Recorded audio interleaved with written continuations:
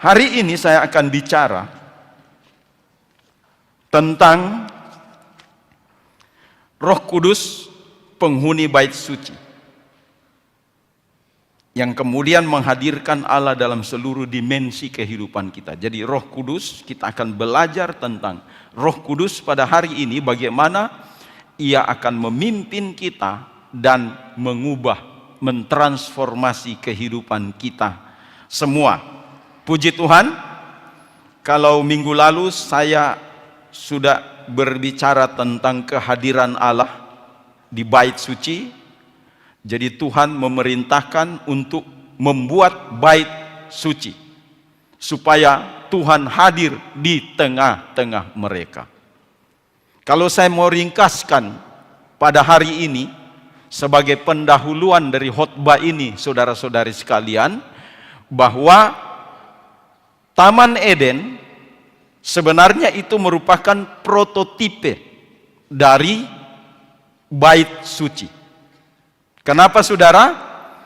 Waktu manusia diciptakan dan ditempatkan di Taman Eden, maka Taman Eden ini adalah tempat di mana Allah hadir selalu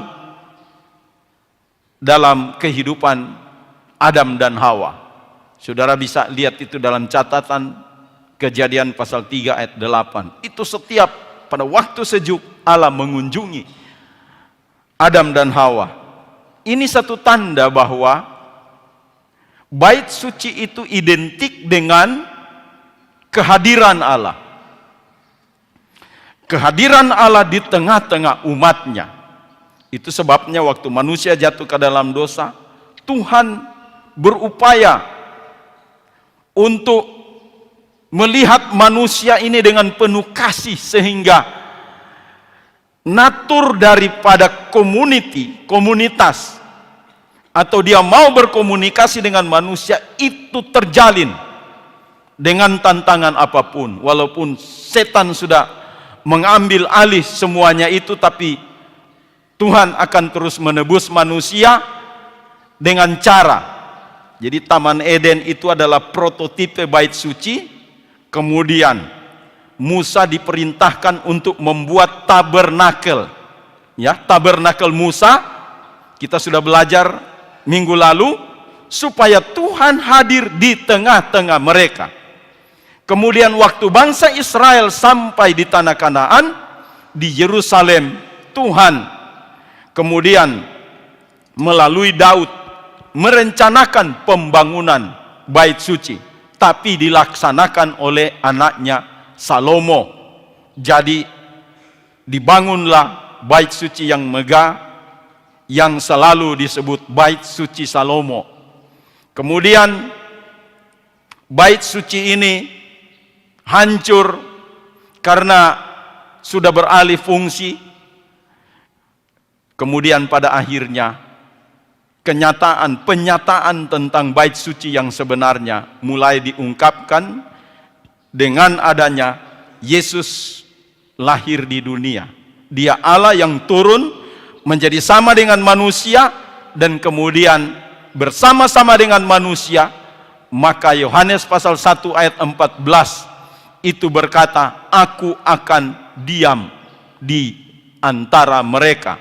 Firman itu telah menjadi manusia dan diam di antara mereka.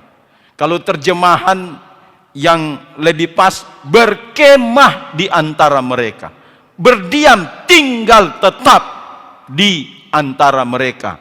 Itulah sebabnya sehingga Yesus berkata, rombak bait suci ini dalam tempo 3 hari aku akan membangunkannya kembali. Jadi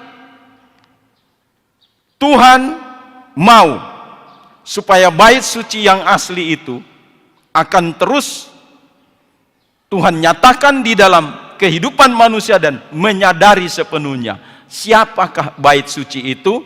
Yesus sudah merombak, Yesus sudah menyatakan kebenaran tentang rombak bait suci dalam 3 hari Tuhan akan membangunnya kembali.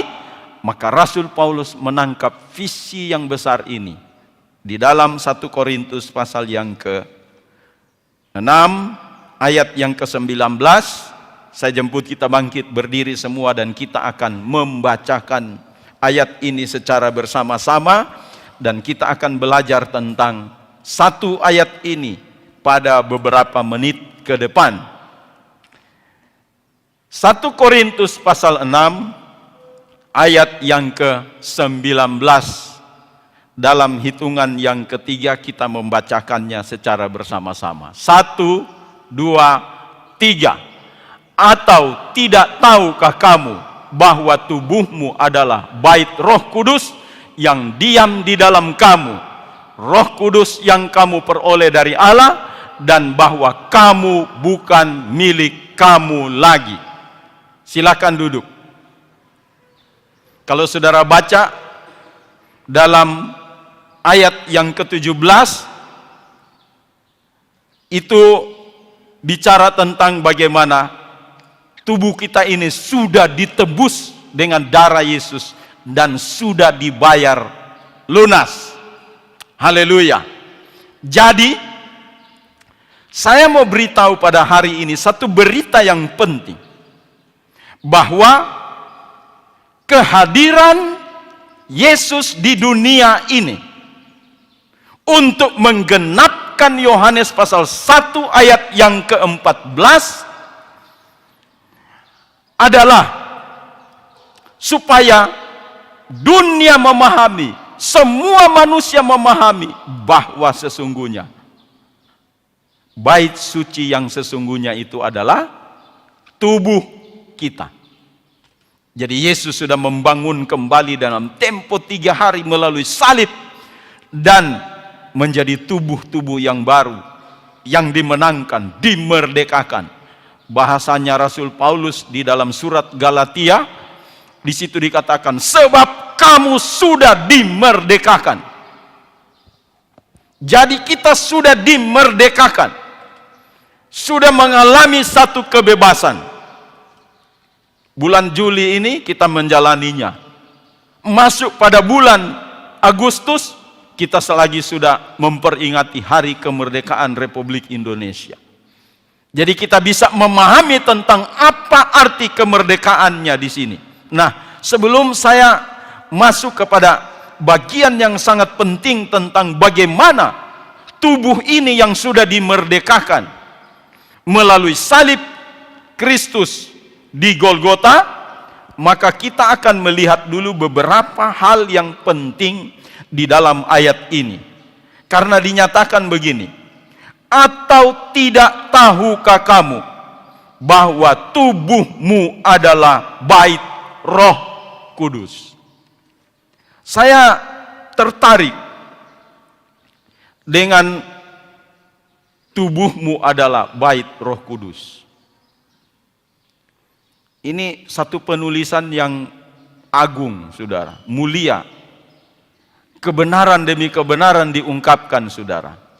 Kalau di dalam istilah Alkitab, ya, khususnya untuk perjanjian lama bahasa Ibrani, kemudian untuk perjanjian baru bahasa Yunani, maka kita akan, kalau kita masuk ke sana, ternyata di dalam terjemahan bahasa Indonesia yang satu kata yang biasa, tetapi bahasa yang aslinya itu ada beberapa bidang-bidang yang disebutkan di situ dengan arti yang khusus.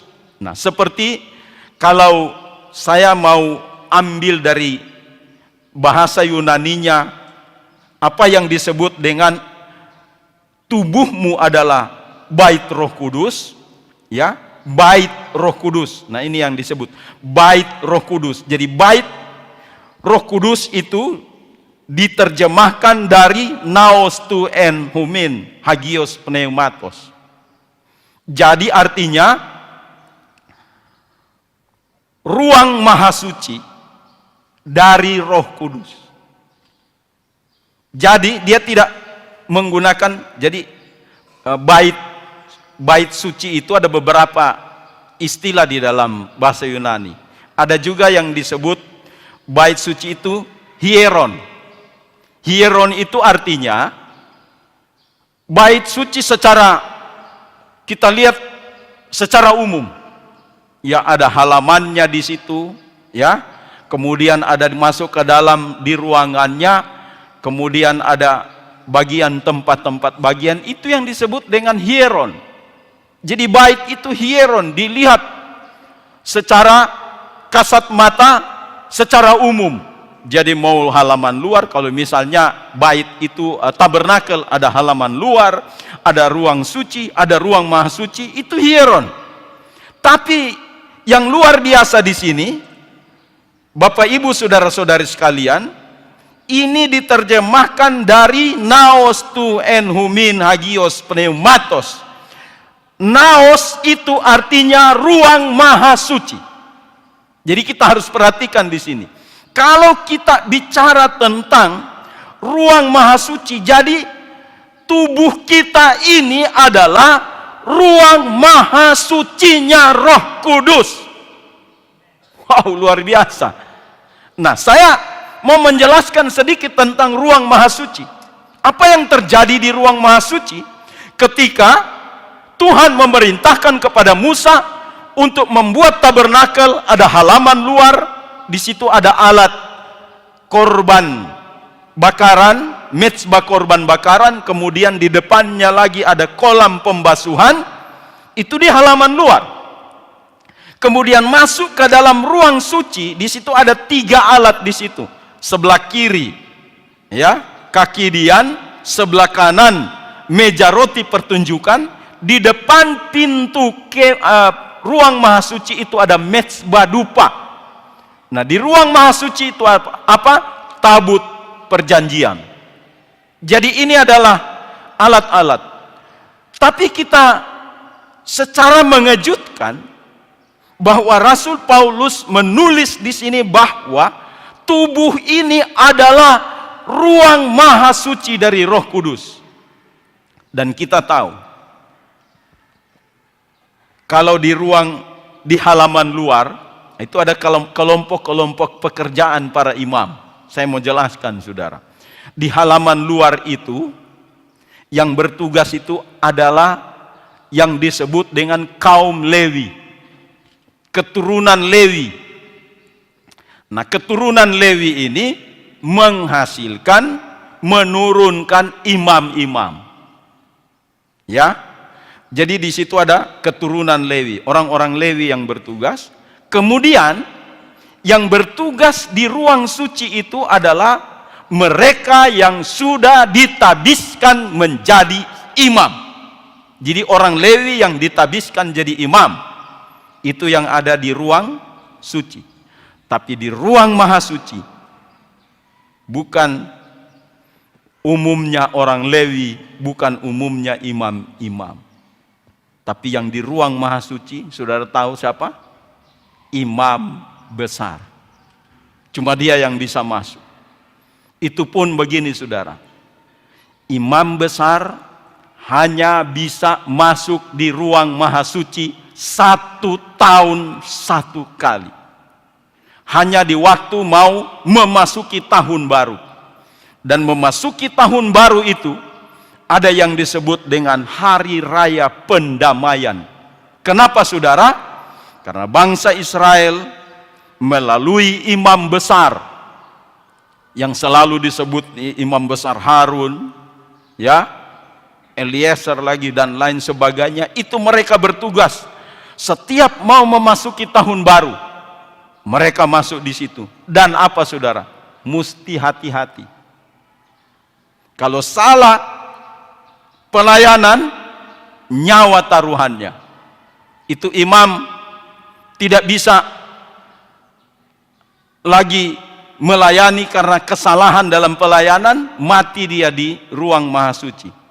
Dan kalau so mati di situ tidak boleh, oh kita mau pergi imam besar, oh mati juga bangsa Israel yang lain kalau masuk di situ. Tidak bisa masuk untuk ambil mayat dari imam besar. Makanya di ujung jubah dari imam besar itu ada yang disebut dengan giring-giring. Dia berbunyi, ya. Kalau bangsa Israel mendengar masih berbunyi itu, oh berarti masih berjalan, masih hidup di ruang maha suci.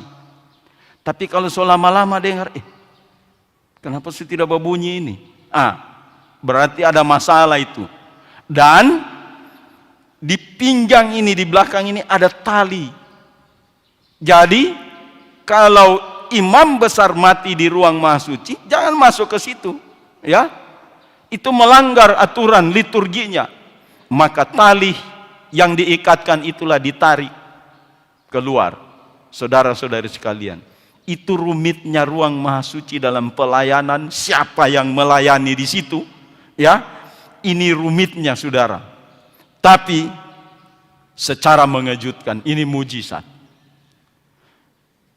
Ada hamba Tuhan yang ternama pernah berkata begini, mujizat yang terbesar dalam kehidupan manusia adalah bagaimana Allah turun ke dunia menjadi sama dengan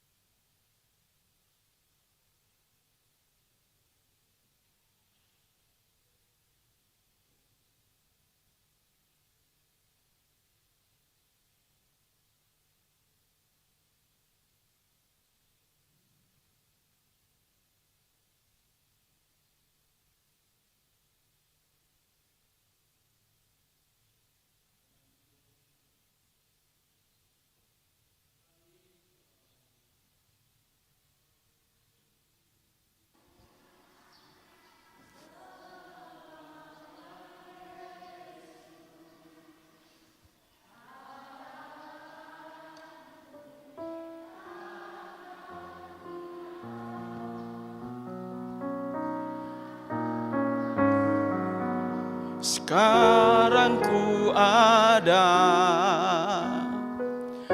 Oh Yesusku, ku cinta kau selamanya. Sekali lagi, sekali Yesus selamanya Yesus. Yesus selamanya Yesus. Harapanku takkan hilang karena kasih.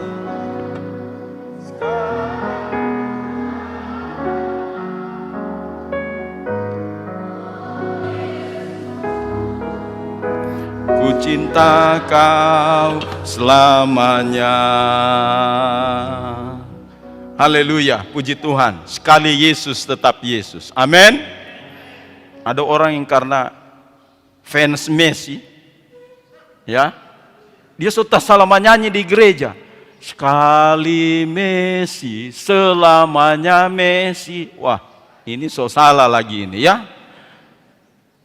Mau kalah atau menang Argentina, tetap Yesus. Amin. Nah, itu yang betul.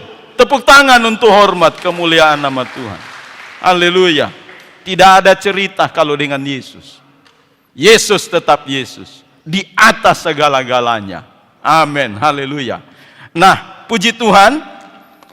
Kalau di pertandingan sepak bola, kalau yang begini-begini dia tambah berapa menit ini. Tadi saya bilang dalam beberapa menit ke depan. Saya biasa berkhotbah setengah jam, saudara. Berarti tambah berapa menit di jeda ini, saudara. Ya, terambil waktunya. Tapi tetap kita menikmati pemberitaan firman Tuhan pada hari ini. Saudara, saya mau kasih tahu di sini tentang ruang maha suci. Yang begitu rumitnya di dalam perjanjian lama. 1 kali 1 tahun baru imam besar menikmati ruang maha suci. Itu cuma imam besar dari sekian juta masyarakat Israel pada waktu itu, cuma 1 orang. Imam besar, tidak boleh lebih. Bisa bayangkan saudara, mahalnya hadirat Tuhan. Mahalnya ketika Tuhan turun dan bekerja di tengah-tengah umatnya melalui satu pesan kepada 1 orang khusus.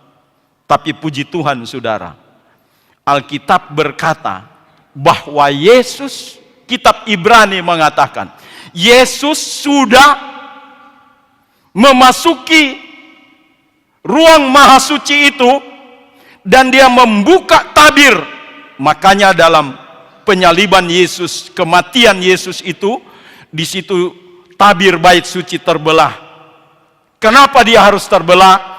Karena sudah tidak ada lagi batasan-batasan tentang siapa yang harus ada di ruang maha suci, tentang kapan harus ada. Tidak lagi 1 tahun 1 kali, tidak lagi siapa. Yesus masuk di ruang maha suci dan dia membawa kita semua masuk di ruang maha suci sehingga kita bisa menikmati hadirat Tuhan di ruang maha suci. Katakan amin. Jadi kita semua saat ini sudah menikmati ruang maha suci. Siapapun dia yang percaya Yesus, siapa yang percaya kepadanya tidak binasa, melainkan beroleh hidup yang kekal. Yesus adalah pahlawan iman yang sesungguhnya bagi kita, yang membawa kita, dia membuka tabir itu, dia rame-rame bawa kita masuk di ruang Maha Kudus. Dan sampai hari ini kita harus menikmati hadirat Tuhan di mana Roh Kudus masuk dalam hidup kita. Karena apa? Tubuh kita ini adalah ruang maha sucinya Tuhan. Amin. Haleluya. Jadi ini sesuatu yang luar biasa, yang harus kita renungkan bersama-sama. Dan ketika itu terjadi, maka Roh Kudus dicurahkan. Lihat kronologinya saudara. Yesus datang ke dunia untuk merenovasi bait suci, untuk membangun kembali bait suci, yaitu tubuh manusia yang percaya kepadanya. Kemudian setelah Yesus naik ke sorga, dan Yesus berkata, ia akan mengirimkan siapa? Seorang penolong bagimu, yaitu Roh Kudus. Jadi Roh Kudus, jadi Yesus naik ke sorga, Roh Kudus dicurahkan. Dan saat ini kita masuk di dalam satu masa, satu zaman, di mana Roh Kudus bekerja di dalam kehidupan kita. Nah, saya mau fokus pada hari ini untuk menjelaskan bagaimana Roh Kudus bekerja di dalam kehidupan kita. Jadi ada 2 hal pemahaman yang harus kita tahu di sini. Kalau pemahaman Roh Kudus itu dia cuma datang sebentar saja, ya, kemudian sudah tidak ada. Tadi malam saya sudah jelaskan di kaum pria. Kalau dia cuma datang dan pergi, itu apa saudara? Ya, kalau Roh Kudus cuma datang kemudian pergi lagi, apa itu? Ya, kaum pria bagaimana? Tamu. Roh Kudus cuma tamu. Nanti doa 10 malam baru undang dia datang sebagai tamu di dalam kehidupan kita. Setelah 10 malam, so tidak ada, so hilang, so pergi ulang. Ya. Tetapi yang dimaksudkan di sini, Roh Kudus itu harus tinggal tetap di dalam hidup kita. Katakan amin. Bukan tamu, tapi tuan rumah. Kalau Roh Kudus jadi tuan rumah, maka berlakulah ayat di dalam 1 Korintus pasal 6 ayat yang ke-20.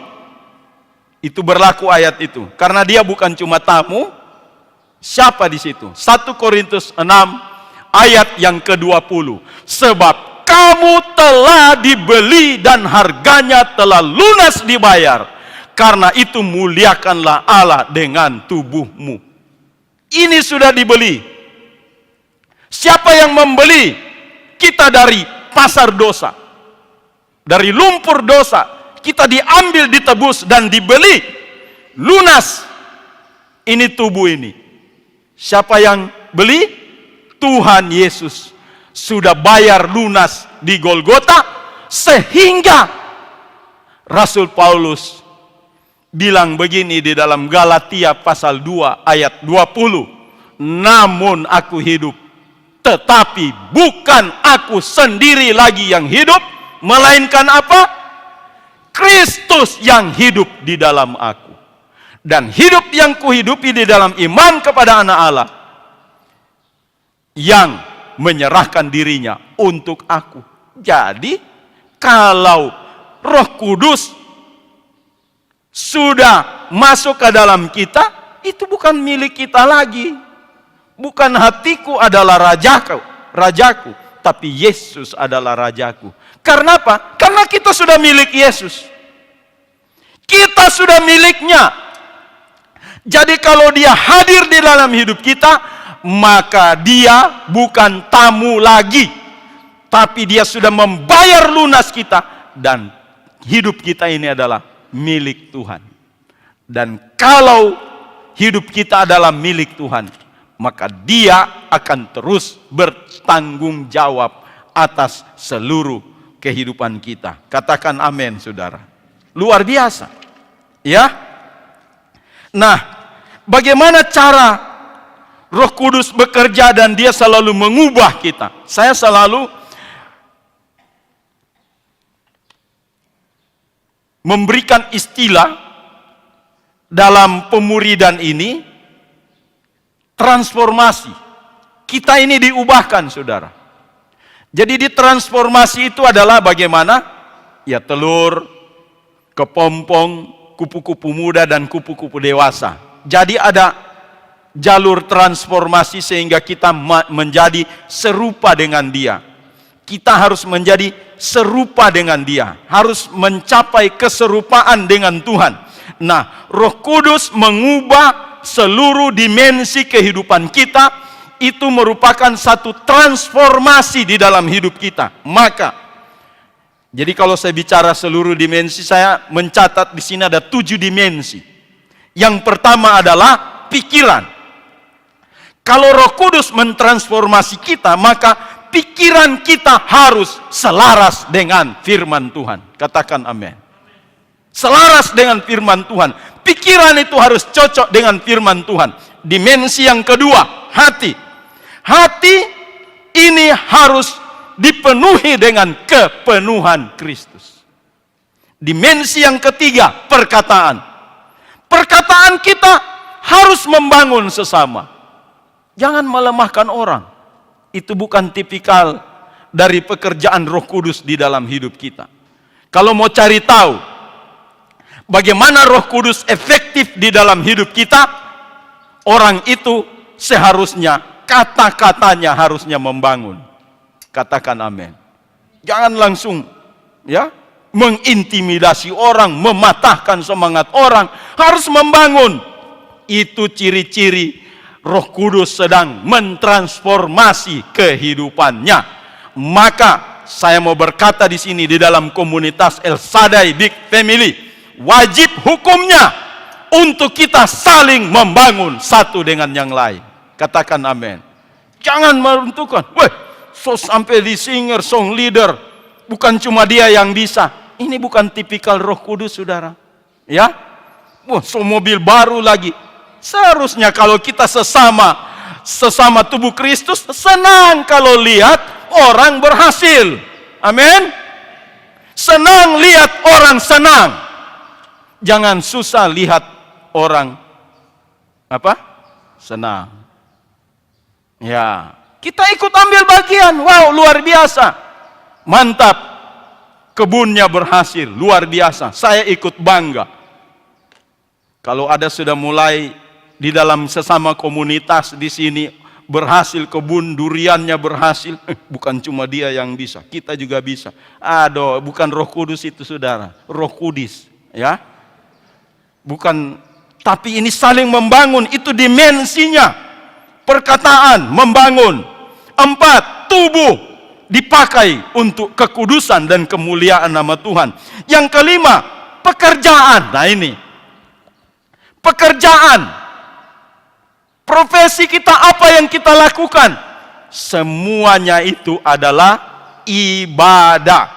Maka dari itu kita harus memahami bahwa pengertian kata ibadah menurut Roma pasal 12 ayat 1 itu sebenarnya ibadah yang sesungguhnya itu seluruh kehidupan kita di dalam 1 kali 24 jam. Itu ibadah, pekerjaan ibadah. Ya, bekerja secara jujur itu ibadah.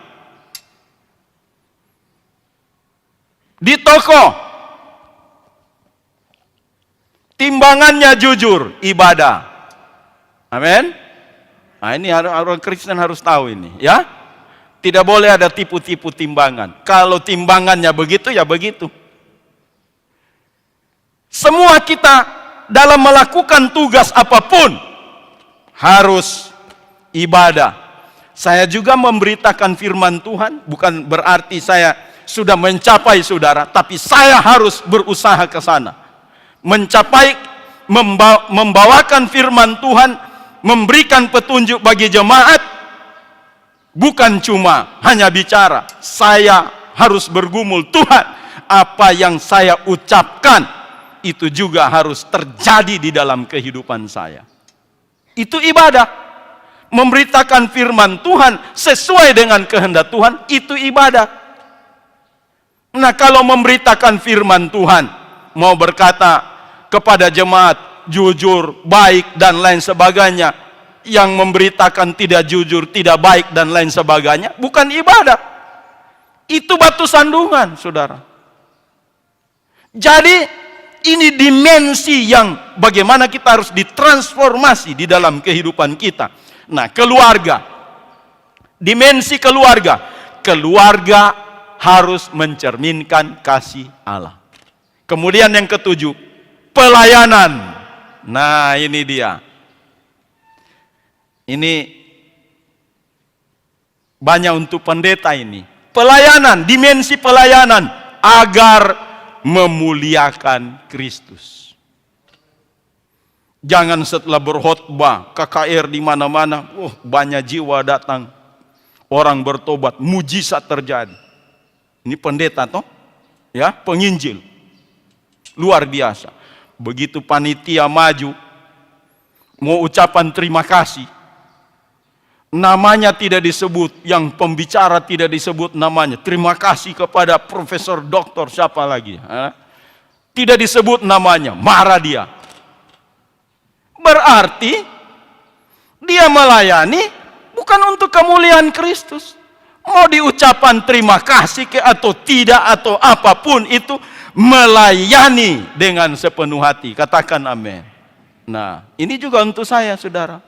Jadi semua kita lakukan untuk kemuliaan nama Tuhan. Jadi ini adalah dimensi-dimensi kehidupan di mana kita harus ditransformasi kehidupan ini.